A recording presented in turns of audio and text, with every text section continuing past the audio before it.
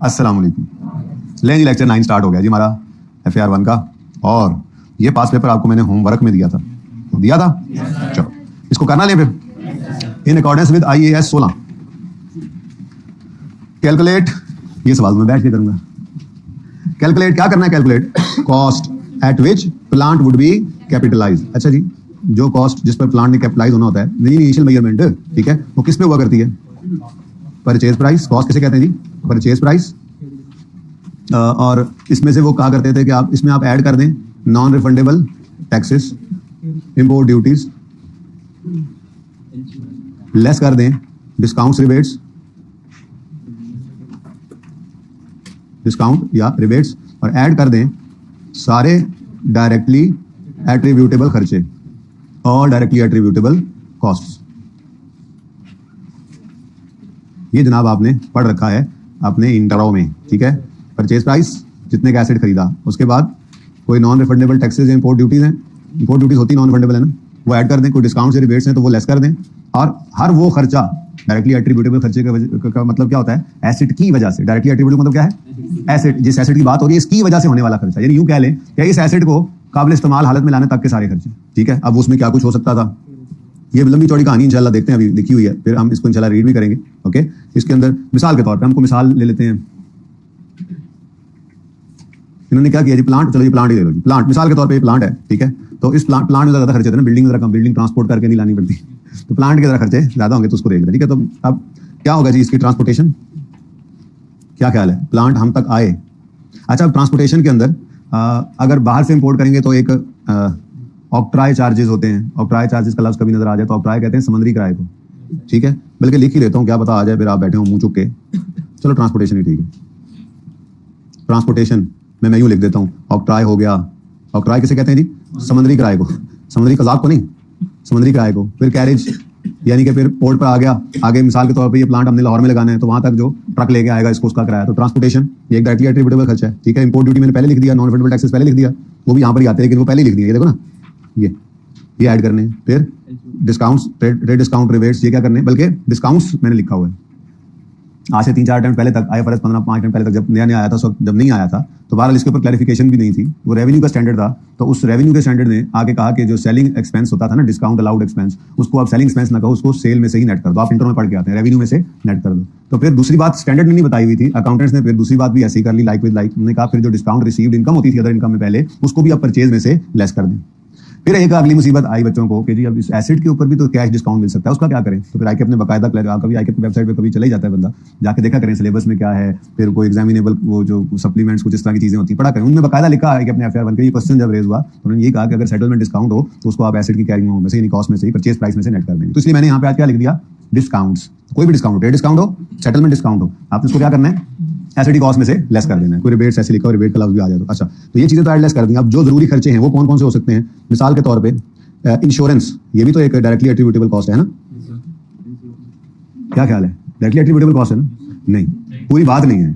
Insurance 2 तरह की होती है। हाँ, एक इंश्योरेंस हो जो रास्ते की, हम तक एसेट पहुंचते खराबी उसमें ना आए, नुकसान ना हो, रास्ते की इंश्योरेंस, ये इंश्योरेंस इन ट्रांजिट कहलाती है। सिर्फ यही एक इंश्योरेंस है जो एसेट की कॉस्ट में ऐड हो सकती है। उसके अलावा कोई भी फायर इंश्योरेंस, थेफ्ट इंश्योरेंस, डटरम इंश्योरेंस, पटरम इंश्योरेंस नहीं।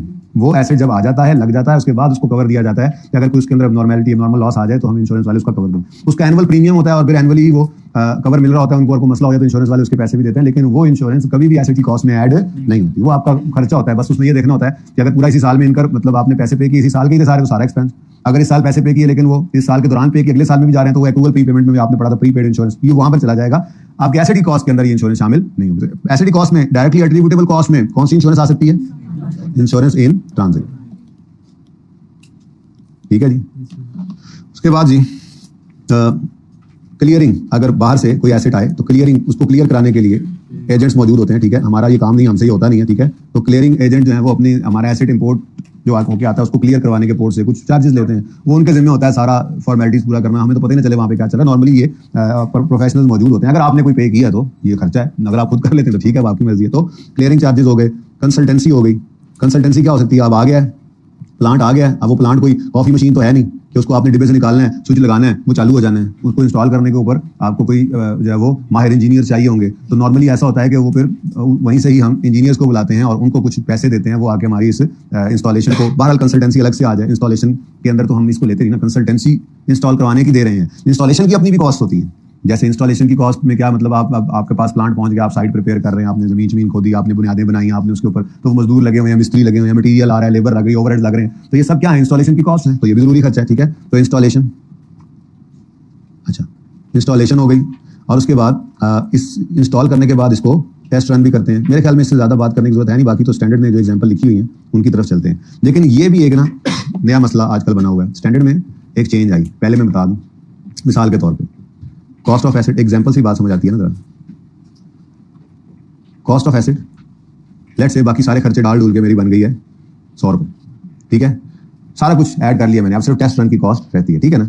तो test run cost, let's say test run पर कॉस्ट आई है हमारी 20 रुपये, ठीक है। अच्छा, उसके बाद सैंपल्स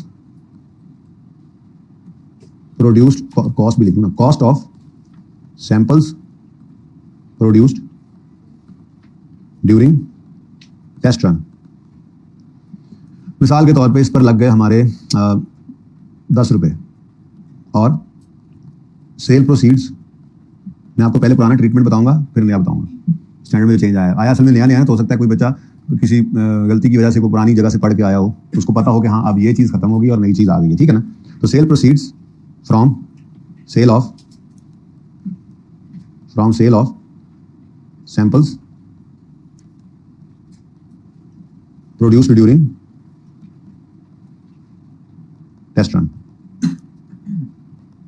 अच्छा, अब इसके लिए आप कर लें मिसाल के तौर पे, ये नॉर्मली जो सैंपल्स होते हैं उनको हम ना जरा सस्ते दामों बेच देते हैं, मशहूरी के लिए कंपनी की हैं। तो प्रोड्यूस्ड, तो लेट्स से इसके ऊपर लग गए हमारे 8 रुपये, मिल गए हमें 8 रुपये। अब पुराना जो ट्रीटमेंट था, जो मैं अभी काट देता हूँ, ओल्ड ट्रीटमेंट IS 16 का, वो क्या था? IS 16 का ओल्ड ट्रीटमेंट ये था, कहता था कि आपने कॉस्ट ऑफ एसेट, जो बाकी परचेज प्राइस लेटर पटरम जो पीछे लिख के आए वो ऐड कर लें, कॉस्ट ऑफ प्लांट जो है मिसाल एसेट, कॉस्ट ऑफ पता नहीं कौन सा एसेट है, cost of plant he asset होता है नॉर्मली, बिल्डिंग थोड़ी होती है, खैर चलें, कॉस्ट ऑफ एसेट 100 रुपये। उसके बाद पुराना ट्रीटमेंट ये कहता था कि ये टोटल आपकी टेस्ट रन की कॉस्ट है कितनी, 30। टेस्ट रन की टोटल कॉस्ट कितनी बन गई,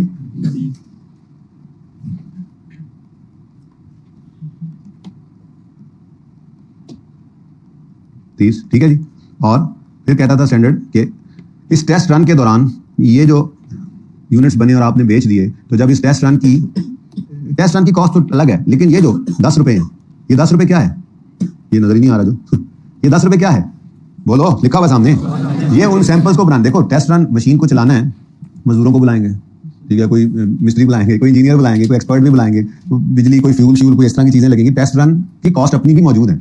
अब उस टेस्ट रन की कॉस्ट के अलावा हमने कहा चलो चल तो सही गई, सब कुछ ओके है, चलती तो सही नजर आ रही है, चलो थोड़ा सा इसको यूज करके प्रोडक्शन करके भी देखते हैं। अब वो प्रोडक्शन अगर करनी है तो मिसाल के तौर पे अगर हमने जूते बनाने की कंपनी बनाई है, फैक्ट्री लगाई है जूते बनाने की, तो हम कुछ जूते बनाने के लिए क्या कुछ लेकर आना पड़ेगा हमें, हम जूते बनाने हैं तो प्लास्टिक के नहीं बनाएंगे यार, लेदर की जुतियां अच्छी बड़ी यार, फैक्ट्री तो प्लास्टिक जुतियां बना रहे, लेलन की जुतियां बनाएं। अच्छा, तो हमने कुछ मटेरियल लेकर आना पड़ेगा, हमने कुछ लेदर लेके आएंगे, कुछ जो है वो ग्लू लेके आएंगे, कुछ जो है वो धागा लेके आएंगे, कुछ इस तरह की जो है वो ऊपर बटन जो लगाते हैं इस तरह की कोई चीजें लगाते हैं, वो कुछ चीजें लेके आएंगे, ज्यादा नहीं, कुछ चीजें, क्यों, सैंपल्स बनाने हैं, तो सैंपल्स बनाने की भी कुछ कॉस्ट होती है। टेस्ट रन मशीन को तो हमने कर लिया, उसके तो खर्चे जो थे वो तो 20 रुपए आ गए, लेकिन 10 रुपए हमने किस पे खर्च किया, सैंपल्स बनाने के लिए कुछ चीजें लेकर आए, ठीक है। अब स्टैंडर्ड कहता था कि अगर 10 रुपए को आपने एसिड की कॉस्ट में ऐड किया, नजर आ रहा है, तो इससे होने वाली प्रोडक्शन से जो पैसे आए हैं उसको आप एसिड की कॉस्ट में से ही क्या कर दें, लेस कर दें, ठीक है। बल्कि इसको मैं यूं कह दूं, ज्यादा अच्छा लगेगा कि 20 टेस्ट रन की कॉस्ट थी 20, फिर 10 रुपए सैंपल्स के प्रोडक्शन पर लगे। अब वैसे तो ये 30 रुपए की कॉस्ट ऐड होने जा रही थी, लेकिन उन्होंने कहा नहीं, इसमें से 8 क्या कर दो, माइनस कर दो, यानी नेट में सिर्फ 2 रुपए ही चार्ज करो, जो 8 बच गया वो तो बच गए ना, तो 100 रुपए का एसिड, और यहाँ पर कितना आ गया, 22 रुपए, और ये ओल्ड ट्रीटमेंट के तहत एसिड की कॉस्ट बन गई। ये मैंने सिर्फ टेस्ट रन की आपको बताई है, कॉस्ट ऑफ एसिड में बाकी चीजें आपको सीधी नजर आ रही थी, उसमें कोई मसला है नहीं, इसमें थोड़ा सा मसला आया था, चेंज हुआ जो स्टैंडर्ड बदला, तो स्टैंडर्ड ने कहा ना, ये डिब्बा देखना जरा, ये जो डिब्बा लगा हुआ है ना, स्टैंडर्ड का ना, इससे मुझे एतराज है, असल में तो डिब्बा नहीं, ये आंडा है। क्या है, ये आंडा है। बेसिकली स्टैंडर्ड ने कहा कि टेस्ट रन में अगर कुछ सैंपल्स बने तो उन सैंपल्स को बनाने पर जो कॉस्ट आई और उन सैंपल्स को जो बने उनको बेच के जो रेवेन्यू आया, इनको आप P&L में ले जाएं। इनको आपने ना तो सैंपल्स बनाने की कॉस्ट को एसिड कॉस्ट में ऐड करना है, ना ही जो पैसे आए हैं उसको माइनस करना है। ठीक है, IAS 38 आप आगे जाके पढ़ेंगे FAR 2 में, उसमें ये चेंज नहीं आई। यानी उसमें जाएंगे ना, जब आप IAS 38 FAR 2 में पढ़ेंगे तो वहां पे आप यही वाला ट्रीटमेंट करेंगे, क्योंकि उस स्टैंडर्ड में चेंज नहीं आई है, IAS 16 में आई। हो सकता है कल को जाकर उसमें भी वो रिवीजन कर दें, लेकिन फिलहाल मैं बता रहा हूँ आपको, सिर्फ IAS 16 में ये चेंज आई। ठीक है, तो इन्होंने क्या कहा, न्यू ट्रीटमेंट क्या है अब, इसलिए बता रहा हूँ कि पुराने सवालों के अंदर ना ये इस तरह से अलग अलग करके नहीं दिया होता, क्योंकि पुराने सवालों के अंदर उनको क्या चाहिए होता था, वो सिर्फ टेस्ट रन कॉस्ट देते थे, 30 इकट्ठी दे दी, 30 दे दी, 8 दे दी, नेट करके आपने 22 रुपए ऐड करने होते थे, क्योंकि उस वक्त ये मसला ही नहीं था स्टैंडर्ड को। अब जब मसला आया स्टैंडर्ड को, तो अब अगर कोई सवाल आएंगे तो वो इस तरह से तोड़ कर देगा डाटा, मैं बता रहा हूँ। ठीक है, बहरहाल न्यू ट्रीटमेंट क्या है, कॉस्ट ऑफ एसिड तो आप डिटरमिन कर चुके थे, सारी चीजें ऐड करके, purchase price, directly attributable cost. ठीक है, लेकिन टेस्ट रन की कॉस्ट के बारे में स्टैंडर्ड कहता है कि सिर्फ टेस्ट रन की कॉस्ट को एसिड की कॉस्ट में आप ऐड कर सकते हैं, ना तो आपने सैंपल्स को जो बने हैं उनको बेचने के रेवेन्यू को यहाँ लाना है, ना ही उसकी कॉस्ट को यहाँ पे लाना है, वो P&L के अंदर आप ले जाएं और एक्सपेंस और इनकम वहां पे प्रॉफिट के तौर पे रिकॉर्ड हो जाए। ठीक है, तो ये पुराना ट्रीटमेंट जो है ये अब खत्म हो गया, तो इसको नोट ना करें, समझाने के लिए था, नोट आप इसी को ही कीजिएगा, छोटी सी एग्जांपल। अब असल मसला सवालों में, पुराने सवाल करवाने तो होते हैं ना, उनमें ये आता है, या तो उन सवालों को मैं बदल दूं, कोई बच्चा पास पेपर उठा के देखे तो कहे यार इसमें तो बदल दिया आपने, तो मसला उन सवालों में क्या है, टेस्ट रन की कॉस्ट, जो पुराने सवालों का मसला है ना वो ये है कि टेस्ट रन की कॉस्ट जो है वो ऐसे दी होती है 30, इसी के अंदर ही सैंपल्स की भी कॉस्ट है, क्योंकि पहले ये मसला था नहीं, सारी कॉस्ट को ऐड करना होता था, ये 30 को ऐड करना होता था इसकी कॉस्ट में और 8 को माइनस करना, इसलिए पुराने सवालों में ये थोड़ा सा मसला आपको आ सकता है। तो वहां पर फिर जैसे मैं सोने से नहीं काम चलेगा, जैसे मैं आपको गाइड करूंगा वैसे मजबूरन फिर आपको भी वो मानना पड़ेगा। ठीक है, सही है, नए सवालों में इंशाल्लाह ये मसला नहीं आएगा। चलें जी,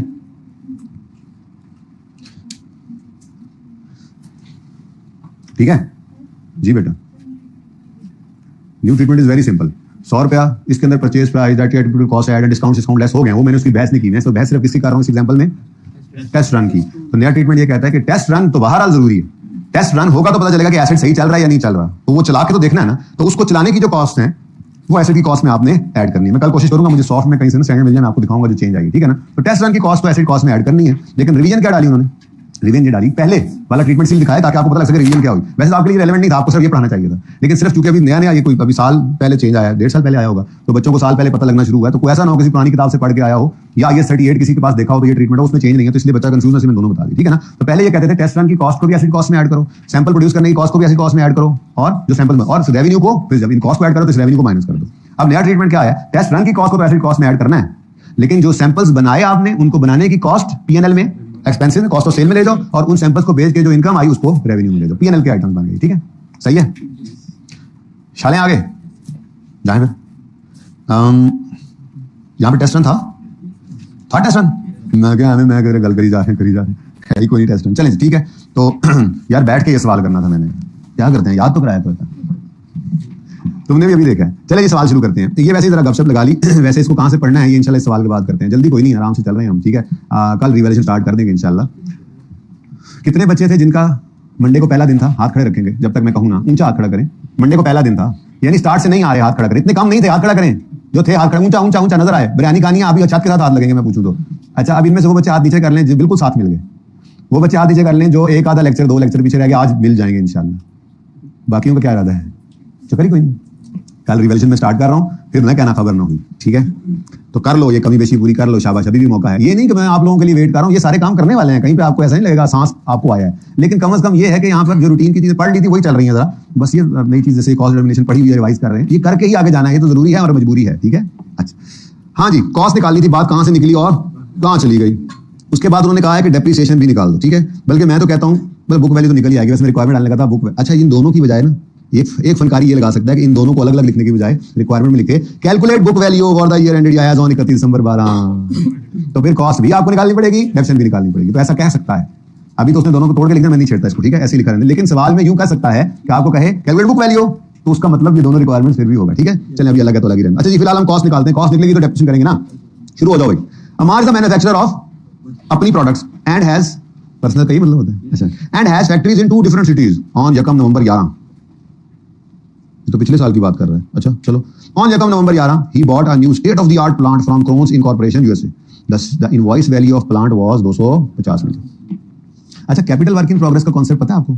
कोई गल नहीं, मैं करा दूंगा, हो सकता है अभी करा दूं, दिल कर रहा है करी जाए, आगे जाके यूज तो होना ही है, जब नोट बनना है तो वहां बता सकता हूं, अभी बता सकता हूं। खैर, the invoice value of plant was 250। Work in progress कहते हैं, ये वो वर्क इन प्रोसेस नहीं है जो आपने इंट्रो में मैन्युफैक्चरिंग फॉर्म में पढ़ा था, ये वर्क इन प्रोग्रेस कहते हैं। खैर बात तो ऐसी है कि एक प्लांट मिसाल के तौर पर 1 नवंबर को आया, नहीं, आगे आई बाद में। खैर आगे बढ़ते हैं, बताता हूँ। 1 फरवरी को प्लांट रिसीव हो रहा है हमारे पास, ठीक है, और प्लांट प्रोडक्शन में जा रहा है 1 मई को। तो बीच में क्या होता रहा, फिर इंस्टॉलेशन होती रही ना। तो वो इंस्टॉलेशन जब तक हो रही होती है तब तक ये प्लांट नहीं है, ये capital work in progress of plant है। जब पूरा हो जाएगा तो वहां से निकाल के उसको प्लांट में कैपिटलाइज करेंगे और डेप्सिट करेंगे, क्योंकि इसी साल में काम चल गया, इसलिए शायद मैं अभी ये नाम बताऊं। आगे एक सवाल है, पीपीई का नोट जब बनाएंगे पहले सवाल में ये मसला आएगा, हो सकता है अभी भी बता दूं अगर मजा आया तो। फिलहाल तो चले। अच्छा जी, तो 250 इसकी इनवॉइस वैल्यू है और कॉस्ट ऑफ यहाँ पे लिखना था, मैंने यहाँ पे लिखना चाहिए था कि आपने अगर मिसाल के तौर पे इंपोर्ट किया, एक बच्चे की आवाज भी आई थी, मैंने उसको लिफ्ट नहीं कराई। तो एलसी किसे कहते हैं? एलसी ओपनिंग चार्जेस भी लिखा हो सकता है, एलसी चार्जेस ही मैं लिख देता हूँ, ठीक है। एलसी किसे कहते हैं? LC letter of credit. मिसाल के तौर पे आप बाहर के मुल्क से एक प्लांट मंगवा रहे हैं, ठीक है। अब यूएसए से आपने प्लांट मंगवाया, अब यूएसए वाला भाई कह रहा है कि प्लांट तो मैं भेजूं, पहले तुम पैसे दे दो, ठीक है। और आप यहाँ पे बैठे हुए कह रहे हैं कि प्लांट भेजो तो मैं डॉलर भेजूं। वो कहता है नहीं, मैं प्लांट भेज दूं तुम डॉलर ना भेजो। आप कौन जी, मैं डॉलर भेजो तुम प्लांट ना भेजो, मसला तो है ना। अब ये क्या करते हैं, ये बैंक को इन्वॉल्व करेंगे, ठीक है जी। ये अपने बैंक के पास जाएंगे और कहेंगे यार कुछ मसले का हल निकाल दो। बिल्कुल सादा झटके अल्फाज में समझा रहा हूँ, ठीक है, टेक्निकल तरीके से नहीं समझा रहा। बैंक के पास जाएंगे, कहेंगे ऐसे को हल निकालो। बैंक का अच्छा करते हैं, बैंक जो है वो इनके बैंक के साथ रब्ता करेगा और इन्हें कहेगा कि जी ऐसा करें, आप ये प्लांट जो है ये भिजवा दें इस पे रख के, ठीक है जी। और इसके पैसे जो हैं वो इंशाल्लाह हम गारंटी करते हैं कि आपको मिल जाएंगे। बस ये जो कागजात है ना जिसके बाद ये प्लांट हमारे हवाले होने हैं, ये आपने इस बंदे से लेकर हमें भिजवा देना, ठीक है। अब बैंक की गारंटी हो गई, प्लांट यहाँ पे पाकिस्तान के कराची पोर्ट पे पहुंच गया। अब आप अपने बैंक के पास गए, बैंक को कहा कि जी वो कागजात दे दें ताकि हम प्लांट अपना रिलीज करा लें। तो बैंक ने कहा ठीक है, ये पेमेंट कर दो इतने डॉलर्स की, जैसे भी रुपीज में डॉलर कन्वर्ट कर लेंगे, ये पेमेंट करो, उसके बाद आपको कागज देते हैं, जाके अपना प्लांट ले लो। तो उन्होंने पेमेंट करके कागज लिए, जाके अपना प्लांट ले लिया, इन्होंने पैसे इधर भेज दिए, दोनों घर राजी। अब जो सारा अरेंजमेंट बैंक ने किया है, ये फी सबीलिल्लाह तो नहीं किया होगा, इसके ऊपर बैंक अपने कुछ चार्जेस लेगा। तो मुझे बताओ क्या ये एलसी, इसको एलसी लेटर ऑफ क्रेडिट कहते हैं ना, ठीक है, ये एलसी ओपन करवाए बगैर क्या ये प्लांट हम तक आ रहा था? मुमकिन। तो इनलैंड एलसीज भी होती हैं पाकिस्तान के अंदर भी रहते हुए, ठीक है। तो ये बहरहाल ये तो इंपोर्ट हो रहा है, तो एलसीज बहरहाल ओपन करवानी पड़ती है, एक जरूरी खर्चा है। तो अगर एलसी ओपन करवाई है आपने इस प्लांट को मंगवाते हुए, तो ये भी डायरेक्टली एट्रीब्यूटेबल कॉस्ट है, इसके बगैर भी एसेट हमारे तक पहुंच नहीं सकता था, ठीक है।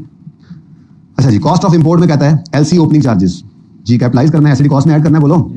अच्छा, उसके बाद एक तो ये हो गया ना purchase price plus directly attributable cost, आप देख रहे हैं। इंपोर्ट ड्यूटी ऐड करेंगे, सेल्स टैक्स पेड, रिकवरेबल, ये रिकवरेबल कोई रिफंडेबल एडजस्टेबल एक ही तरह की बातें हैं। मतलब एडजस्टेबल का मतलब भी यही होता है, देखो रिफंडेबल का मतलब क्या है, पैसे मिल जाएंगे। एडजस्टेबल का मतलब क्या है, हमें पैसे नहीं मिलेंगे लेकिन जो हमने पैसे कल को पे करने हैं, को टैक्स पे करना है, तो उसमें हमें तो एडजस्टमेंट मिल जाएगी, क्रेडिट मिल जाएगा। तो बात तो वही हो गई कि आपने पैसे आपको आए नहीं लेकिन आपने पैसे देने थे वो कम हो गए, ठीक है ना। तो रिफंडेबल, एडजस्टेबल, रिकवरेबल ये सब एक ही नस्ल के, एक ही थाली के चट्टे बटे हैं। तो ये क्या करेंगे आप, इसको आपने नहीं लेना, एक्सपेंस आउट करते हैं, ठीक है।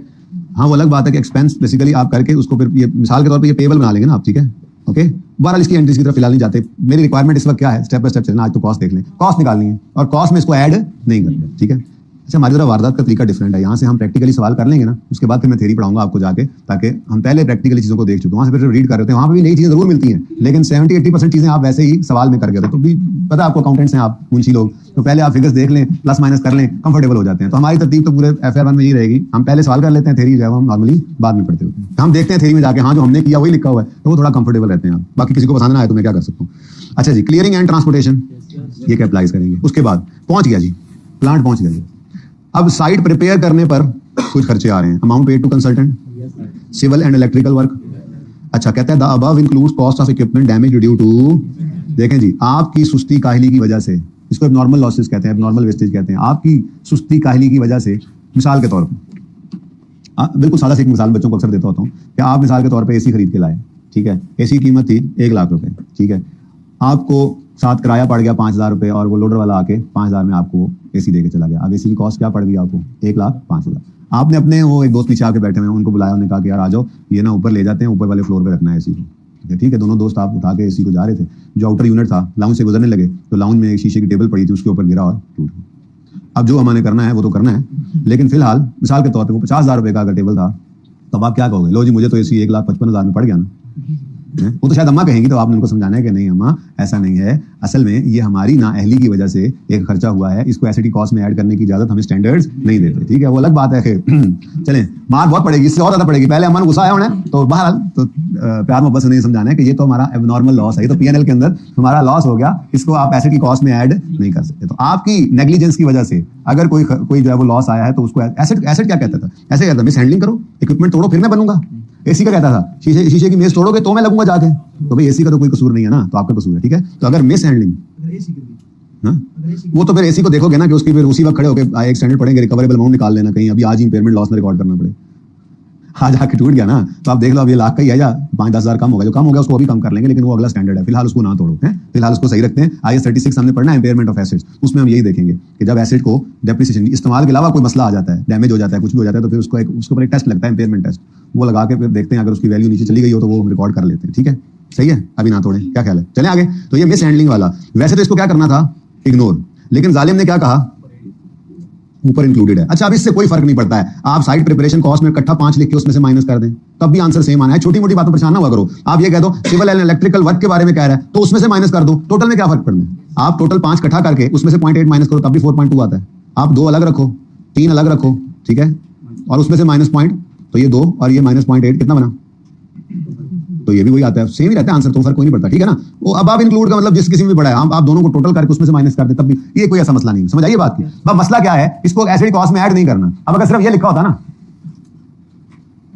Cost of equipment damage due to mishandling, तो क्या करते, जस्ट इग्नोर करते, एसिड कॉस्ट में ऐड ना करते। पर जुल्म क्या है, ऊपर वाली दोनों चीजें ऐड करने वाली हैं, उनमें ये भी शामिल है, तो इसको क्या कर देंगे, माइनस। चलो जी, प्लांट आ गया जी, आ गया, रिसीव हुआ था किस दिन, यकम फरवरी 12 को। Installation and test run were successfully completed in 3 months time at a cost of, ये क्या आ गया, ये तो इंस्टॉलेशन है, ये भी जरूरी खर्चा है, ये भी एसिड कॉस्ट में ऐड करेंगे, ठीक है। The net sale proceeds of test production were, अब ये टेस्ट प्रोडक्शन की जो नेट सेल प्रोसीड्स हैं, टेस्ट प्रोडक्शन की नेट सेल प्रोसीड्स का मतलब क्या है, कॉस्ट प्रोसीड्स नेट है, प्रोसीड्स है ना, तो यूं कह रहे हैं जी सैंपल सेल जो है, सैंपल सेल, भाई जरा एलसी हटना, सैंपल सेल। अब ये पुराना ट्रीटमेंट जो है ना, पुराना, पता नहीं अब सवाल मैंने सही किया नहीं कि सोल्यूशन में दे लेता हूँ, पुराना ट्रीटमेंट जो है उसके मुताबिक तो ये क्या होना है, माइनस। नेट में सेल प्रोसीड्स हैं, नेट में कॉस्ट नहीं है, नेट में सेल, तो क्या कर देंगे, माइनस। लेकिन अब नया ट्रीटमेंट क्या कहता है, हमारे सवाल की रिक्वायरमेंट में देखा जाए तो हमारा नया ट्रीटमेंट क्या कहता है, इग्नोर करो। इसे सवाल के लिए क्या करो, Bharat sample cell, let's say, ये मैं अज्यूम कर रहा हूँ, से कांटों वाली से, मिसाल के तौर पे कितना है, 1.2 है। लेट्स से सैंपल सेल हुए हैं हमारे 3 रुपए के, और इन सैंपल्स को बनाने की कॉस्ट जो आई थी वो कितनी बनती है, 1.8, तो नेट में हमें 1. तो ये उसने कहने की कोशिश की है, भाई जो मर्जी करते रहो, हमने तो अब नए ट्रीटमेंट को फॉलो करना है। हाँ, अगर यहां पे यूं लिखा होता the test run cost is 10 रुपए and net sale proceeds is 1.2, तो 10 को ले लेते, 1.2 को इग्नोर करते, लेकिन दूसरा वाला है नहीं, ठीक है। आइए, ये बात समझ आइए, ये बात समझ आइए। इसको क्या करना है हमने, इसको क्या करना है हमने, इग्नोर, ठीक है, अकॉर्डिंग टू न्यू ट्रीटमेंट। तो किसी पुरानी जगह पर होता है ना, जैसे मैं अभी भी कह रहा हूं, मैंने भी, मुझे याद नहीं है, क्वेश्चन 1 में मैंने सोल्यूशन देख लेंगे सवाल करने के बाद, पहले अपना सवाल करके फिर देख लेंगे, आप फर्क देख लेना, बता दें, हो सकता है मैंने चेंज ही ना किया हो, पुराने सोल्यूशन तो ऐसे ही मिलेंगे, ठीक है ना। तो अगर किसी और किताब में किसी और जगह पे मिल जाता है तो उससे परेशान नहीं होना, इसलिए मैंने दोनों बताए। अभी वाला ट्रीटमेंट अब आपको पक्का याद रखना है, ओके। अच्छा जी, अब यकम फरवरी को आया था और 3 months के अंदर रेडी हुआ है, तो इसका मतलब मार्च, यकम अप्रैल और यकम मई, गुड यार, यकम मई को रेडी हुआ और यकम मई को ही कमर्शियल प्रोडक्शन स्टार्ट होगी। ये भी एक मुसीबत हुआ करेगी। मैं मिसाल के तौर पे एक मिसाल, एग्जांपल्स बड़ी हम करते हैं तो ये बड़ा मसला है। हम कह रहे हैं जी, मिसाल के तौर पे मैं कहता हूं अपनी एग्जांपल बनाता हूं। मिसाल के तौर पे मेरा एक एसिड है जो यकम अप्रैल को रिसीव हुआ, ठीक है, लेट्स से ये तो छोड़ो, ठीक है। उसके बाद ये मेरा एसिड जो है वो रेडी टू यूज हो गया, ये जून जुलाई कर लो, यकम अगस्त को रेडी टू यूज हो गया, ठीक है। लेकिन हम पता नहीं सुस्ती करते रहे और यहां तक के ये जो है वो यकम नवंबर को जाके, दिसंबर कर लो, यकम दिसंबर को जाके कमर्शियल प्रोडक्शन स्टार्ट हुई। अब ये 3 डेट्स आ रही हैं, इसको पीछे ले जाओ, ये यकम जुलाई कर लो, जरा करीब हो गया, जरा मैंने लिखना है ना कुछ, ये बड़ा इंपॉर्टेंट। ये जिन बच्चों ने वो डेप्रिसिएशन वाला सफा जो पहले दिन दिया था, काश के वो पढ़ लिया होता तो उसके अंदर ये बात शायद लिखी मिल भी जाती उनको। बहरहाल यकम जुलाई, अब ये क्या है जी, एसिड क्या हुआ इस दिन, रिसीव, प्लांट इस दिन मुझे क्या हुआ है, रिसीव, इस दिन कंप्लीट, हाँ, available for use is very good word, ये लिखना चाहिए, अवेलेबल फॉर यूज हो गया, और इस दिन कमर्शियल प्रोडक्शन स्टार्ट हुई, ठीक है जी। अब डेप्रिसिएशन इस दिन से स्टार्ट करें ना, डेप्रिसिएशन तो इस दिन से स्टार्ट करनी चाहिए जिस दिन से इस्तेमाल होना शुरू हुआ, नहीं, अच्छा, तो इसका मतलब डेप्रिसिएशन उस दिन से स्टार्ट होती है जिस दिन एसिड अवेलेबल फॉर, तो स्टार्ट करेंगे डेप्रिसिएशन यहां से, ठीक है जी। अच्छा, ये यहां पर तो जरूरत नहीं थी, फिर क्यों कराया, आगे कहीं जाकर इसने काम आना था, ठीक है, फ्रॉम दिस डेट। आज तो क्या मामला है, आज तो जिस दिन एसिड अवेलेबल फॉर यूज हुआ उसी दिन यूज करना भी उन्होंने शुरू कर दिया। आज तो लड़ाई नहीं है, लेकिन आगे चल के किसी दिन आपको ये मसला भी पेश आएगा, तो आज उसकी तैयारी कर ली, ठीक है। अच्छा, चलें जी। कमर्शियल प्रोडक्शन कमेंस्ड ऑन यकम मई 12 during the period in which the plant was installed administration and general overheads increased by 1 million as compare to previous period. मतलब वो ये कहना चाह रहा है कि जिस अरसे के अंदर प्लांट इंस्टॉल हुआ है।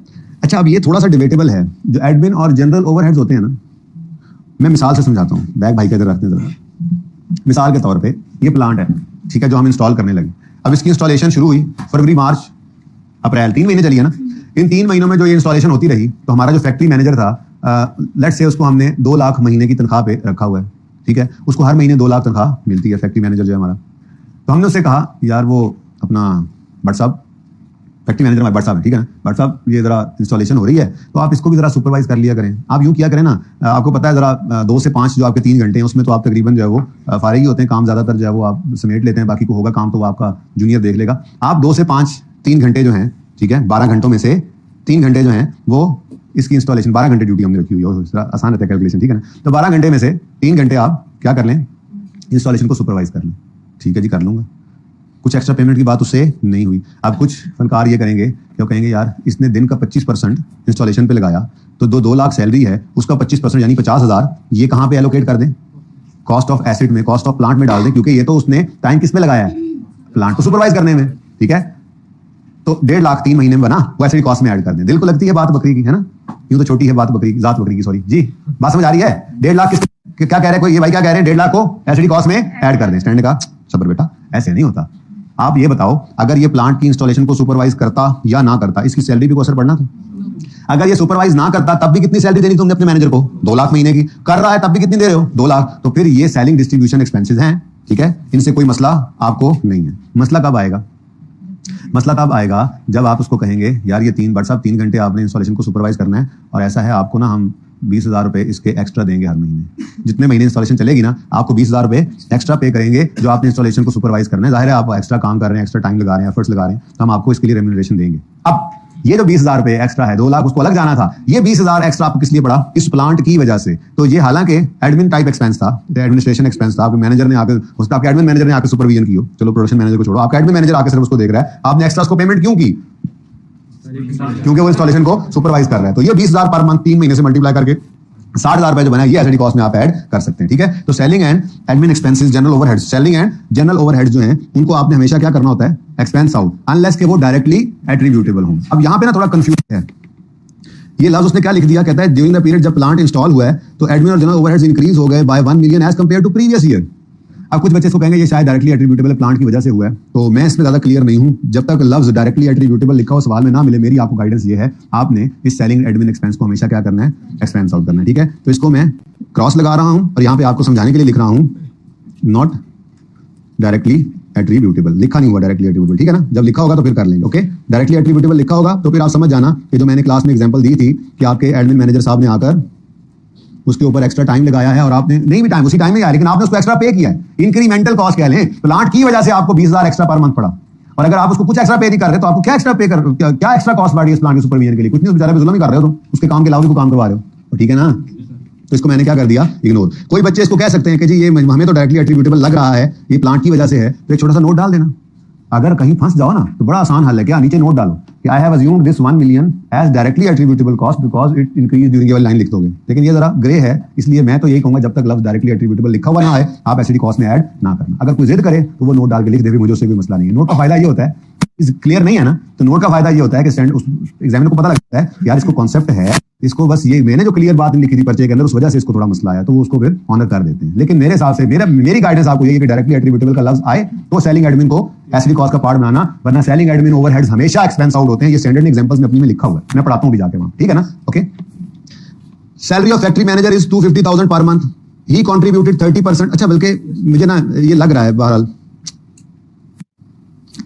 जरा दोबारा इसको पढ़ते हैं, मेरा दिल मुतमईन नहीं हो रहा है इस पे, जरा दोबारा पढ़ते हैं। कमर्शियल प्रोडक्शन कमेंस हो गई, जरा इसको पढ़ें, जरा मैं हाईलाइट कर रहा हूं, फिर थोड़ा डिबेट कर लेते हैं इस पे। During the period in which plant was installed, admin and general overheads increased by 1 million as compare to previous period. अब मुझे असल में डर ये लगा हुआ है कि कहीं ये महंगाई से ना हो, लेकिन अब एक जुमला बहरहाल ये जो है ना, ये थोड़ा सा मुझे लेकर जा रहा है इस तरफ के शायद ये डायरेक्टली एट्रीब्यूटेबल ही कहना चाह रहा है। क्या करें फिर? मशवरा दे दें, आप मशवरा दे दें। जनरल ओवरहेड्स तो हैं, लेकिन मसला क्या है, ये जुमला ना मुझे हजम नहीं हो रहा, मैं सचमुच कह रहा हूं, मैं रुजू करना चाह रहा हूं, जो लिखा है मैं उससे रुजू करना चाह रहा हूं, आप बिल्कुल ओपनली बात करें। ये जुमला है ना, ये मुझे हजम नहीं हो रहा। During the period in which plant was installed, admin and general overheads increase by 1 million की बात उसी तरह से लग रही है कि इंस्टॉलेशन के दौरान जनरल ओवरहेड्स इंक्रीज हुए, पिछले साल की निस्बत इंक्रीज हुए, तो शायद ये डायरेक्टली एट्रीब्यूटेबल सही है। मैं रुजू करता हूँ, ये बात ऐसे ही है, ये बात ऐसे ही है, मुझे ये जुमला हजम नहीं हो रहा। हाँ, डायरेक्टली एट्रीब्यूटेबल लिखेगा, वैसे डायरेक्टली एट्रीब्यूटेबल आप जितने भी पास पेपर्स आप देखेंगे एफआईआर 2 के अंदर भी, रिसेंट के अंदर भी, क्योंकि स्टैंडर्ड में स्पेसिफिकली डायरेक्टली एट्रीब्यूटेबल वाला लफ्ज लिखा हुआ है, तो आपको वो पेपर के अंदर ये लिख कर दे रहा है। लेकिन सवाल चूं नक्का थोड़ा सा पुराना है, ठीक है, तो थोड़ा बहुत इसके अंदर कमी बेशी होती है। बहरहाल मुझे ये जुमला इसी तरह ही लेकर जा रहा है जी। मैं इस रेड वाली अंडरलाइन के बाद जो है वो इसको क्या कह रहा हूँ, डायरेक्टली एट्रीब्यूटेबल है। अभी कौन सा हमने सवाल कर लिया। बहरहाल नोट डाल के दोनों बातें कर भी सकते हैं आप, ये मैंने आपको पहले ही बता दिया, directly attributable because during the period in which plant was installed ये इंक्रीज हुई। तो मुझे ये जुमला बिल्कुल हजम नहीं हो रहा, ठीक है। लास्ट टाइम मुझे नहीं याद क्या गया था, लेकिन इस दफा मैं आपको जो बता रहा हूँ यही है। लास्ट टाइम शायद ये किया होगा, 1 मिलियन को कैपिटलाइज कर दें। मेरा मशवरा है कैपिटलाइज कर दें। किस वजह से? इस लाल जुमले की वजह से। इसको लेते हो आगे, इंक्रीज्ड। तो during installation, during the period in which plant was installed, admin overheads were increased by 1 million. तो जी इसको क्या कर दें, कैपिटलाइज कर दें। बहरहाल जहां पे बहुत ग्रे एरिया हो, ना समझ आए, लेकिन ये नहीं कि हर जगह भी आप असम्पशन ले लेकर मर्जी करें। एक चीज क्लियर कट नजर आ रही है वो अलग, एक आधी चीज ऐसी होती है जिसमें आप जो है वो डामाडोल हो रहे होते हैं, तो उसका हल ये बताया कि नोट डाल दो, उसमें आपको जरूर ग्रेस मिल जाती है कि यार हाँ ठीक है, बच्चे को शायद जो है कॉन्सेप्ट तो है, लेकिन यहाँ पर मेरी बात क्लियर ना होने की समझ नहीं आ रही, नंबर मिल जाते हैं। आई कैप पास करना चाहता है, मैंने पहले दिन ही आपको बताया था, सचमुच ऐसी बात है। 45 मार्क्स पे जो बच्चा पहुंच जाता है ना, 44-45 पे, उन पेपर्स को पकड़ के बैठते हैं दोबारा आपके एग्जामिनेशन डिपार्टमेंट वाले, किसी भी तरह से कम नहीं करने, ज्यादा हो जाए, किसी भी तरह से ये पास हो जाए। आधा नंबर तो रह जाए तो वो वैसे ही पास कर देते हैं। बच्चे समझते हैं 48 पे फेल हुए हैं, शायद हमें 50 से उन्होंने 48 किया। नहीं भाई, वो 42-43 उठा के बेचारे खींच के लाए होते हैं, इससे ऊपर जा ही नहीं रहे होते हैं।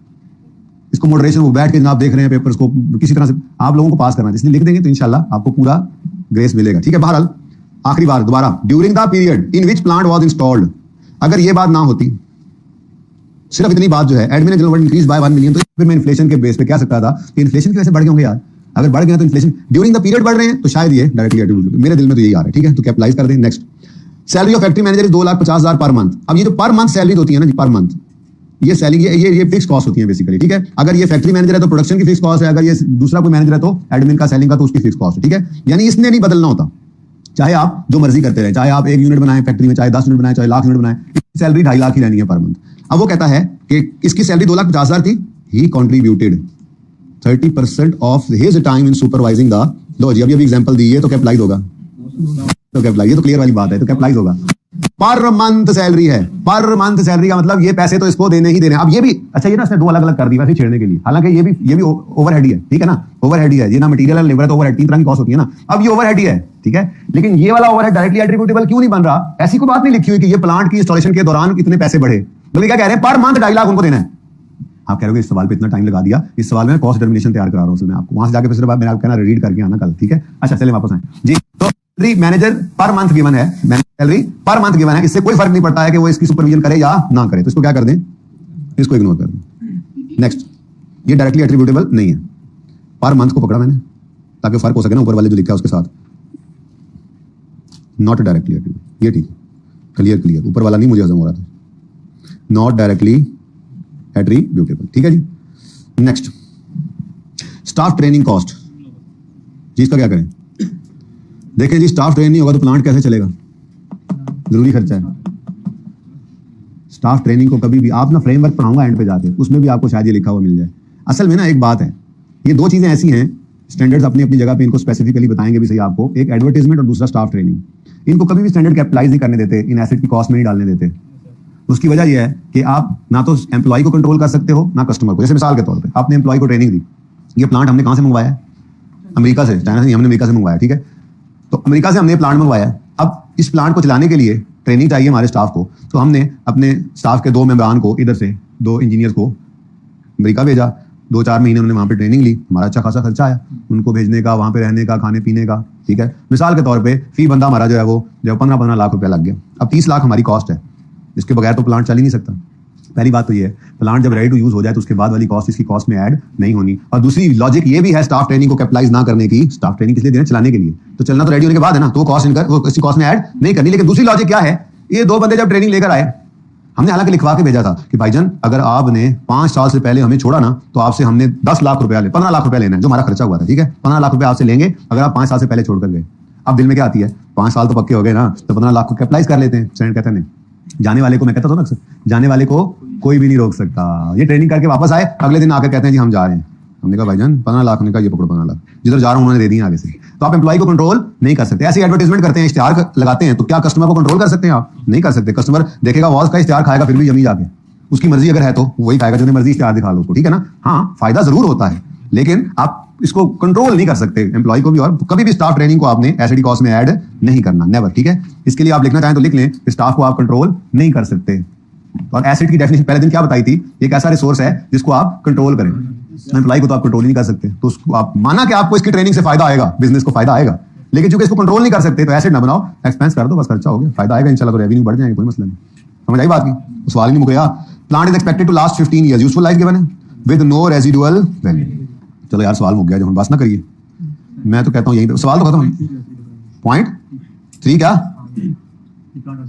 हाँ, साइट पे प्लांट जब फरवरी को आया, इंस्टॉलेशन और टेस्ट रन सक्सेसफुली कंप्लीट हुआ एट अ कॉस्ट ऑफ, यानी कि इस 6 मिलियन में इंस्टॉलेशन और टेस्ट रन उसने डाल दिया था, लेकिन सेल प्रोसीड्स जो नेट वाली हैं, टेस्ट प्रोडक्शन से आई हैं, उनको हमने क्या करना होता है, ये तो मैंने अज्यूम की ना फिगर, इसको हमने क्या करना है, इसको नहीं लेना एसडी कॉस्ट में माइनस नहीं करना, क्योंकि स्टैंडर्ड चेंज हो गया, अब ये कहता है इसको पीएनएल में ले जाओ। अच्छा, रिपीट कर दें इसको, इसमें मसला क्या है ये पूछा करो, ये ना थर्ड पॉइंट रिपीट कर, इसमें मैंने 7600 बातें की थी, मसला किस फिगर में आ रहा है? 6 मिलियन क्या है? इंस्टॉलेशन और टेस्ट रन की कॉस्ट। तो इंस्टॉलेशन हो या टेस्ट रन की कॉस्ट हो, इसको हमने एसडी कॉस्ट में क्या करना होता है? ऐड करना होता है, ठीक है। ये वाली एग्जांपल जो नहीं करवाई थी, ये इंस्टॉलेशन कहते हो, ऊपर लिख देता हूं, इंस्टॉलेशन तो ऑलरेडी मैंने कहा था ना, यहाँ पर ऐड होगी, ठीक है। तो इंस्टॉलेशन और टेस्ट रन कॉस्ट, ये test run cost 20, asset cost में क्या करनी है आपने? ऐड करनी है, तो वही किया होगा। यानी अगर मैं सवाल को और बेहतर कर लूँ, अगर आप इस सवाल के साथ मैं यूं लिख दूं, कॉस्ट ऑफ एसेट 100 है, इंस्टॉलेशन 10 है, टेस्ट रन कॉस्ट 5 है, इस तरह से करके तो इंस्टॉलेशन ऐड करनी है, तो पहले करते ही होते हैं, ठीक है। इसमें समझा सिर्फ टेस्ट रन रहा था ना, तो मैंने सिर्फ उसी को फोकस किया। अच्छा जी, इसको कहाँ ले जाएं? सवाल उधर ही कर लेते हैं फिर, चलो दो यार मार्कर उधर ही कर लेते हैं, तो जगह नहीं बची। और सवाल में इतनी देर नहीं लगती, समझने में चीजों को देर लगती है। पर्चे के अंदर ये सवाल आए, अब तो एडजस्टमेंट्स ही आती है सिर्फ, ठीक है। तो क्या रिक्वायरमेंट है जी? नंबर, अच्छा नंबर कोई नहीं है। कॉस्ट ऑफ प्लांट निकालनी है जी। चलो सबसे पहले इनवॉइस वैल्यू जी, अभी नहीं करना जी, ये सवाल करके जी। इनवॉइस वैल्यू 200 मिलियन में चल रहा है काम, चलो फिर रुपीज इन मिलियन ही कर लो। उसके बाद कोई डिस्काउंट होता तो माइनस कर देते, नहीं है। नेक्स्ट, इंपोर्ट की कॉस्ट में एलसी ओपनिंग चार्जेस हैं, इंपोर्ट ड्यूटी है और क्लियरिंग एंड ट्रांसपोर्टेशन। तो एलसी ओपनिंग चार्जेस लिखा हुआ है जी 1 मिलियन, फिर इंपोर्ट ड्यूटी 25 मिलियन, फिर क्लियरिंग एंड ट्रांसपोर्टेशन 5। अच्छा, 2 तरीके हैं, ये आपने मिस किया है 40। अब 2 तरीके हैं, एक तरीका ये है कि इसी लिस्ट के अंदर लिखो सेल्स टैक्स पेड और आगे फिगर की जगह डैश लगा दो, मतलब आपने एसडी कॉस्ट का पार्ट नहीं बनाया, या नीचे जाके एंड पे एक नोट लिख दो कि सेल्स टैक्स और ये चीज और वो चीज is not added in cost, ताकि उसको पता लगे कि आपने समझ बूझ कर इसको छोड़ा है। अब देखो ना, एक बंदे को समझ नहीं आ रही थी कि इसको क्या करना है, उसने भी नहीं ऐड किया, और एक को समझ आ रही थी उसने नहीं ऐड किया, तो दोनों को एक नंबर मिलना चाहिए। इसका क्या ख्याल है? तो जो चीज इग्नोर करो ना, पर्चे में नीचे छोटा सा नोट डाल देना कि मैंने इसको कॉस्ट में ऐड नहीं किया, ताकि उसको पता लगे कि आपने जानते बूझते हुए समझते हुए इसको ऐड नहीं किया, ठीक है। तो कौन सा तरीका पसंद करोगे?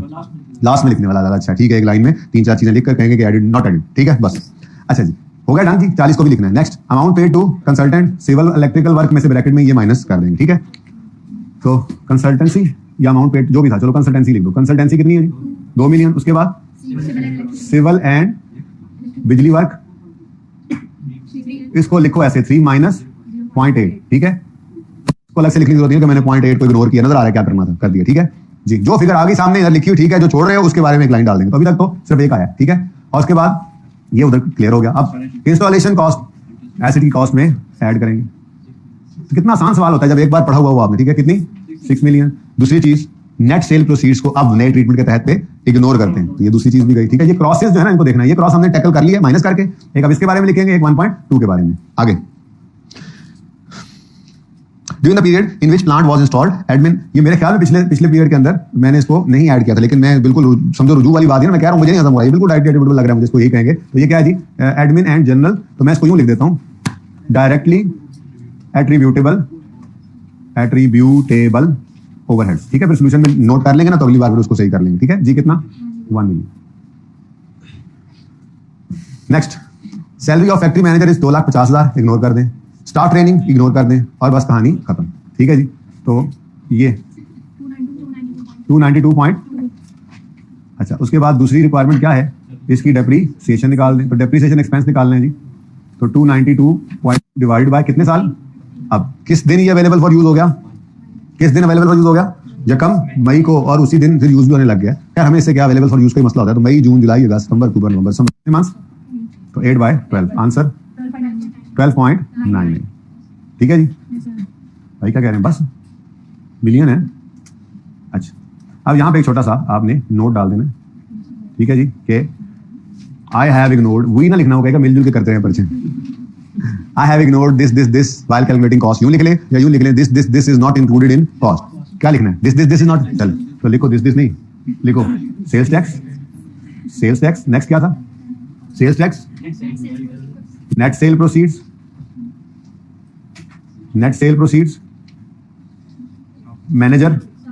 Managers salary and staff training cost. देखो ना, एक छोटी सी लाइन है, आप 10 से 15 सेकंड में इसको लिख जाते हैं, आपने देखकर लिखना है, तो उससे आप सिक्योर हो जाते हैं, आपको जो उससे पता लग जाता है कि हाँ यार इसने समझ के छोड़ा है। And staff training cost are not included in cost of plant, या are not added in calculation of cost, जो भी लिख लें अंग्रेजी अपनी मर्जी से। नहीं, वो तो ऐड जो कर दिया है, जो ऐड होकर नजर आ गया ना, वो चेंज किया सोल्यूशन के अंदर, मुझे लगता है देखो जरा नहीं होगा, चले वो चेंज कर लेंगे आपका जो सवाल क्लास में हो जाया करे ना, वो आपका सोल्यूशन होता है फाइनल। अगर चेंज करना होगा तो मैं खुद कराऊंगा ना, ठीक है, तो उसको फिर आप दूसरे से कंपेयर कर बस मुझे बता दिया करें कि उसके अंदर जो है वो हमने क्या चेंज करना है, ठीक है ना, वो मैं फिर कर लूंगा। जी बेटा जी बोलें, म्यूट हो गए, म्यूट, हाँ बोलो।